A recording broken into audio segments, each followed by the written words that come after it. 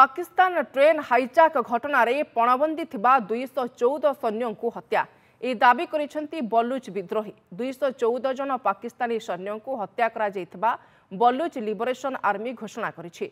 एथिलागी Pakistan army को दायी करिछि BLA. गत मंगलवार बलूच विद्रोही माने एक ट्रेन को अपहरण करि नैथिले। क्वेटारू पेशावर जाउथबा जाफर एक्सप्रेस को सेमाने हाइजैक करि नैथिले। बुधवार पाकिस्तान सेना समस्त पणबंदी को उद्धार करा जायछि बोली घोषणा करिथिला। हेले प्रकृत में ताहा एक उड़ा खबर कही याकू खारज करिथिला बीएलए। ट्रेन अपहरण बेले सेथिरे 450 रु अधिक यात्री थिले। वृद्ध महिला और पिला छाड़ी देइथिला बोली कहिथिला। तापरे 214 पणबंदी सैन्य को हत्या करिथिबा बीएलए पक्षरु कहा जायछि। सेमानक मुक्ति पाई पाकिस्तान पक्षरु कोनोसी उद्यम न हेबा बीएलए र शर्त न मानिबा जोगु चरम पदक्षेप निया जायथिबा कहिछि बीएलए।